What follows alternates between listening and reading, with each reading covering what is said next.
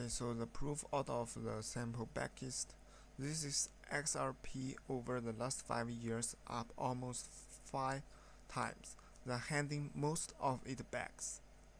Most FXRP yield vaults rather that whole rotor doesn't. Some ballpark return half the drawdown.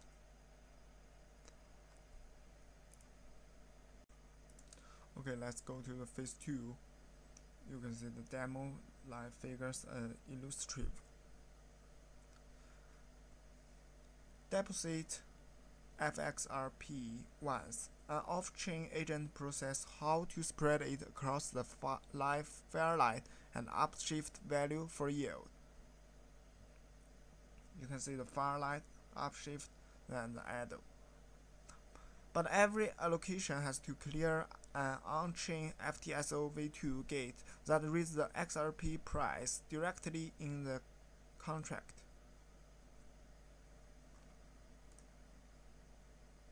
Let's change to the leave. And this is the real Coston 2 deployment. 5 FXRP in the vault, and right now the FTSO gate is risked off. That's not a screenshot of a good day, that's a safety state, live on chain right now.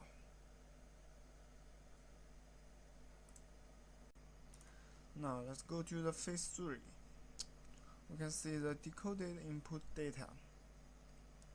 Here's what enforced on-chain means. This is agent's transcation. It asked for 40% Firelight, 40% Upshift. 40-40. That's the agent's proposal, signed and sent.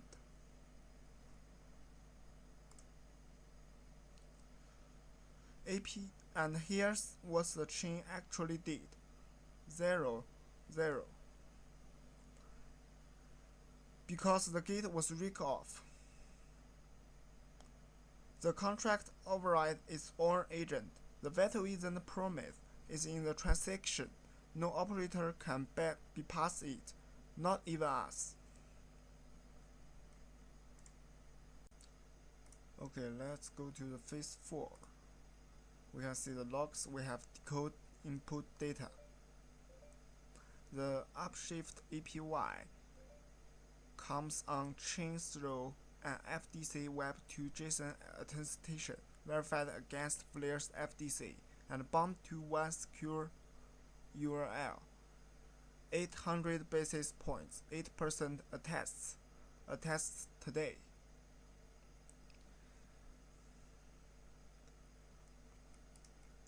And it isn't just stored.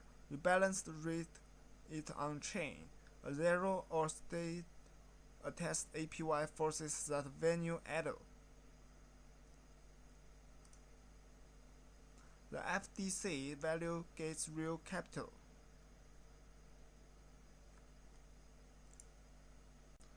Okay, let's go to the phase 5, the event, and we can see the Web2Json verified keeps upstream responses of 100 KB and reports it as fetch error.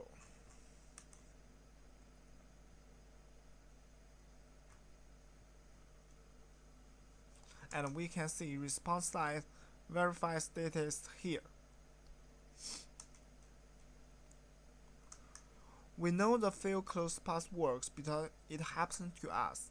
This attestation broke a month after we shipped it, with no change on our side.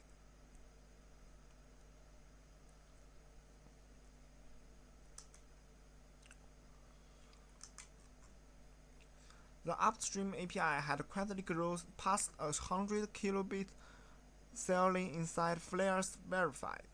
We bisected it to the BIP, then found the constant in Flare's own source.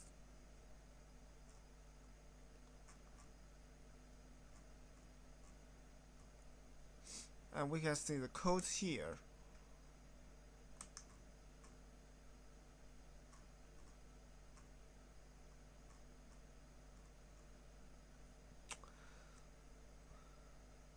And for weeks we couldn't refresh the Oracle. The vault did exactly what it's specific to do.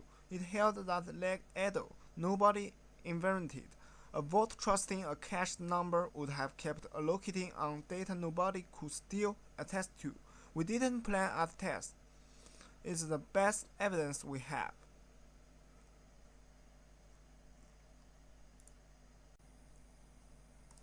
Okay, now let's go to the phase 6, the test.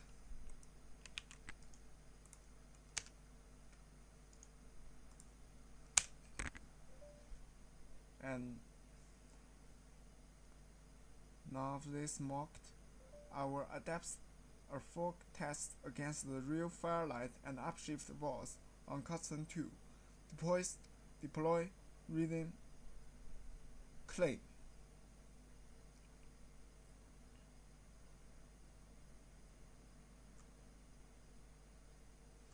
And we can see, and the safety rules aren't just claims, they are tests. The FTSO weight, still FDC data, 0 FDC data. Every failure model we talked about has a test what proved it feels closed. And let's go to the phase 7.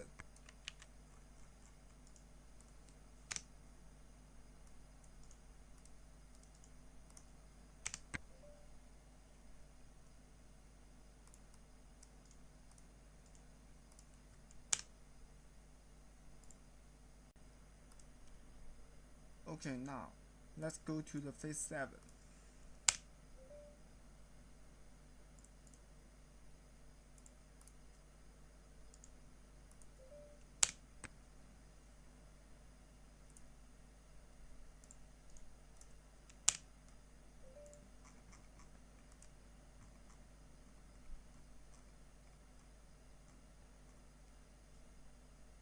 Okay, finished.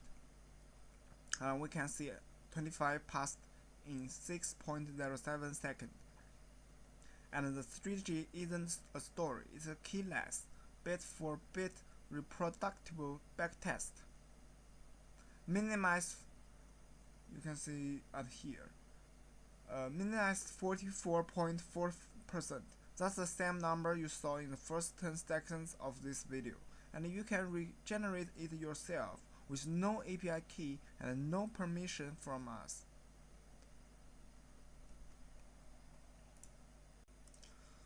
Okay, now let's go to the last phase 6.